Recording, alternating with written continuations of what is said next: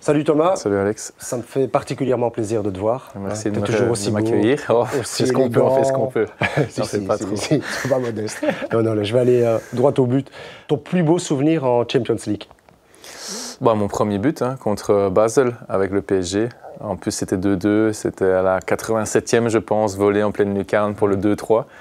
Ça restera mon moment préféré, individuellement. Et justement, en parlant de Champions League, votre campagne avec Lille, vous éliminez Fener, vous éliminez le Slavia, donc vous venez de loin, et puis vous faites une énorme campagne. Est-ce que vous vous attendiez à ça? Non, parce que déjà rien que les qualifications, ça n'avait pas été facile. On avait été jusqu'aux prolongations contre le Fenerbahçe. Slavia, c'était pas évident non plus. Et puis finalement, en poule, on s'est vraiment transformé. Belle victoire 1-3 à l'Atlético, match nul contre la Juventus, victoire contre le Real Madrid, Sturm Graz. Notre seul faux pas, c'était Sporting Lisbonne en fait. Le premier? Ouais. Où voilà, on finit à 10, carte rouge, etc. C'était un peu plus compliqué. Et puis finalement, en fait, ça s'est bien passé. Et faut bien se dire que sur toutes les équipes présentes, on finit dans le top 8 à côté de vraiment de gros calibres. Donc voilà, je pense qu'on a mérité cela parce qu'on n'a rien volé. On n'a pas parqué le bus en espérant marquer et gagner une rencontre. On a joué un coup à fond, sans regret, et voilà, ça a payé. Et maintenant, vous affrontez Dortmund. Qu'est-ce que ça t'évoque, Thomas?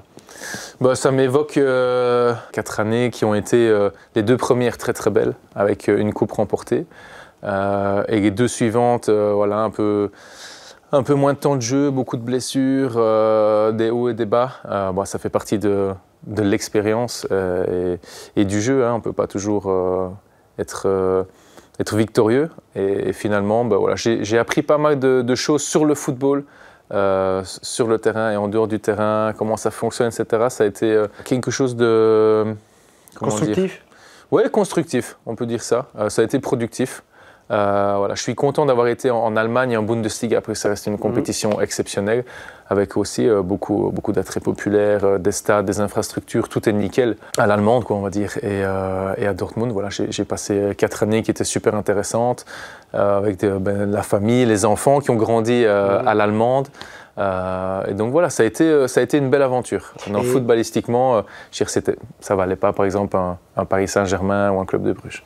Le club de Bruges, pour toi, ça t'évoque quoi? Beaucoup de souvenirs. J'ai passé 5 ans là-bas, ça a été le début de ma carrière professionnelle.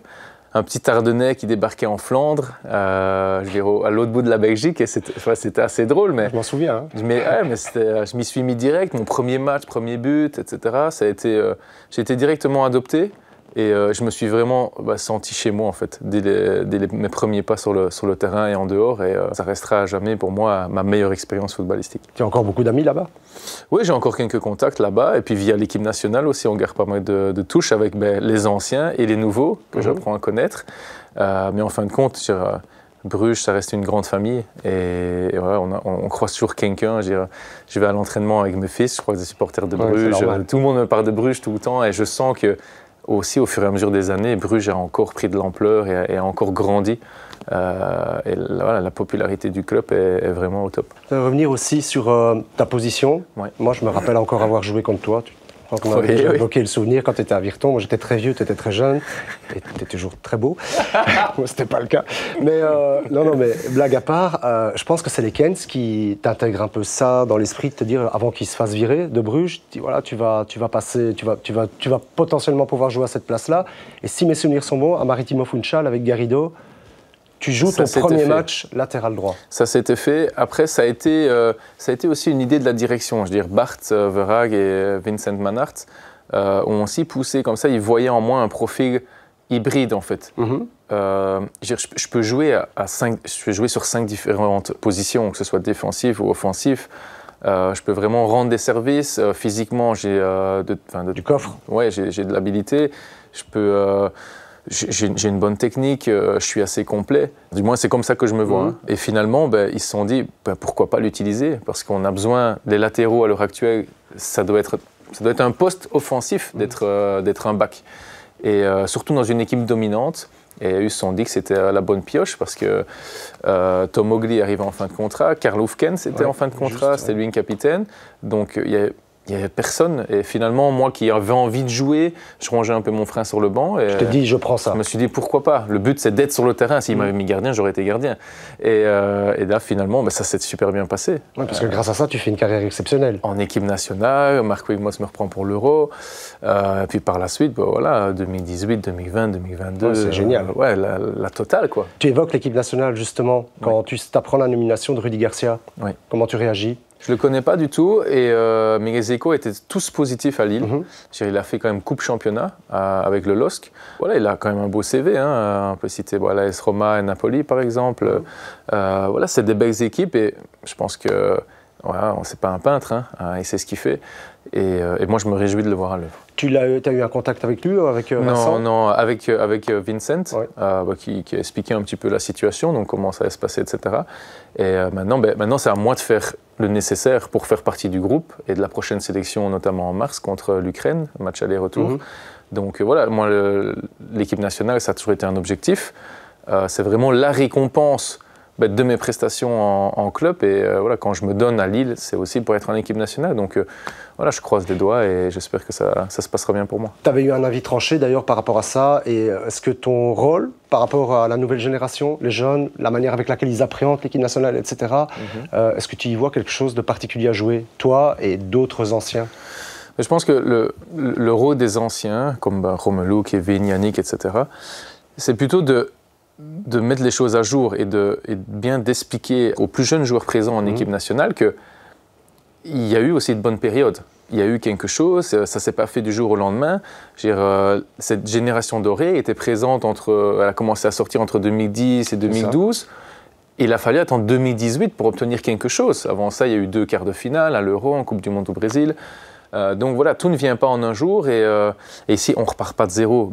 La qualité des jeunes joueurs, on peut citer Doku, Fofana, Bakayoko, etc.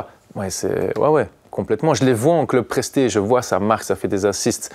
C'est vraiment exceptionnel.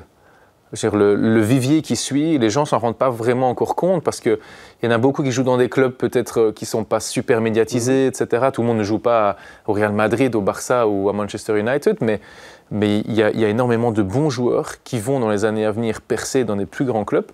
Et je reste persuadé que d'ici 2026, même 2028, il y a des choses très très positives qui vont arriver. Justement, est-ce que tu parlais de ne pas repartir de zéro? Maintenant, probablement, avec ce nouveau coach, on va avoir une nouvelle sélection, des cartes vont revenir. Thibaut, en principe, devrait être là. Est-ce que cette partie un petit peu noire de l'équipe nationale t'a touché, t'a marqué? Est-ce que tu as eu le sentiment aussi que ça a eu un véritable impact sur vous? De manière générale, non, voilà. Je pense que ce n'est pas un individu qui doit tout faire sombrer, bien sûr que non. Maintenant, on connaît tous les qualités de Thibaut. Mais je pense que le truc, ça a été qu'il y a eu énormément de changements d'un coup. Je ne sais pas quelles étaient les directives, etc. Mais ça a peut-être un peu traumatisé et mis en danger tout ce qui avait été fondé, pas seulement sur le terrain, mais aussi en dehors. Et donc pour moi, c'est important de garder le peu de bases qui sont encore présentes pour pouvoir justement reconstruire avec ça, plus ceux qui en fait étaient jeunes à l'époque mais qui deviennent entre guillemets des joueurs qui ont plus d'expérience comme Yuri, Charles de Ketelaar, comme Timothy Castagne, comme Charles, même pourquoi pas Hans Van Aken, etc. Je veux dire, il y a aussi d'autres joueurs qui sont pas habituellement repris, qui méritent aussi d'être en équipe nationale. Et donc je pense que c'est bien qu'ils aient pris un coach aussi qui a un peu plus de bouteilles. Je pense qu'il fera de l'excellent travail et que les joueurs qui seront repris en équipe nationale seront là pour l'aider et faire en sorte d'avoir... Alors tu as joué au PSG, puis maintenant tu es à Lille. C'est peut-être pas tout à fait le même job quand tu joues au PSG que tu joues à Lille, j'imagine. Mais parfois c'est un championnat un peu sous-estimé, qu'on estime pas très sexy, alors que c'est un championnat très difficile. Qu'est-ce que tu en penses? Qu'est-ce que tu pourrais en dire pour les gens qui le connaissent peut-être un petit peu moins? Après, la Ligue 1 a une caractéristique qu'on ne pourra jamais lui enlever, c'est que c'est un distributeur de talent. C'est-à-dire quand on voit tous les joueurs français qui vont en Bundesliga et puis qui partent dans des gros clubs espagnols, italiens, anglais, j'ai l'impression que dans chaque équipe au monde, il y a des Français. Il y a des Français. ils sont partout, ils sont toujours présents. La nouvelle génération, on peut voir leur équipe nationale, ils peuvent faire 3 équipes nationales qui seraient au niveau du top européen ou du top mondial. Non, ils ont un vivier incroyable et tout ça sort du championnat de France. Donc je pense qu'au niveau individuel, il n'y a pas meilleur pourvoyeur que la Ligue 1 française. Est-ce que tu envisages un retour en Belgique, en Jupiler Pro League un jour ou l'autre? Je veux dire, un transfert, que ce soit en Belgique ou ailleurs, c'est toujours une question d'opportunité et de ce qui se présente à soi. Et je n'ai jamais fermé la porte, que ce soit pour aller en Belgique, retourner en Allemagne, retourner en France. J'avais dit plus jamais en France et j'y suis retourné. Oui. Donc en réalité, moi je suis ouvert à tout et ce sera en fonction de ce qu'il y aura sur la table. Et sinon, ta reconversion, tu voudrais faire quoi, Thomas? Franchement, ça, j'en ai aucune idée. J'ai 15 000 idées en tête, en fait. J'ai trop d'idées en tête que pour déjà faire un choix définitif. Oui. Mais ce qui est sûr, c'est que je voudrais rester dans le football parce que j'aime trop ça. Entraîner? Non, absolument pas. Faire de l'individuel non plus? Non, j'aime bien. En fait, j'adore regarder les matchs. Analyste? Ouais, analyse, scouting, des choses comme ça. Dans un staff, oui. Ouais, dans un staff. Ça, c'est vraiment ce qui me plaît. Pouvoir passer des heures à regarder des matchs de foot, à analyser des joueurs, etc. Ça, c'est un truc qui vraiment m'attirerait. Et même, pourquoi pas, monter une agence et pouvoir faire quelque chose en étant bien entouré. Je deviens ton agent, je te place dans un club, je prends la commission, tu touches rien. C'est un peu radical quand même. Faudra qu'on en rediscute. Allez, merci beaucoup Thomas. Avec plaisir. Super, merci à toi. Merci.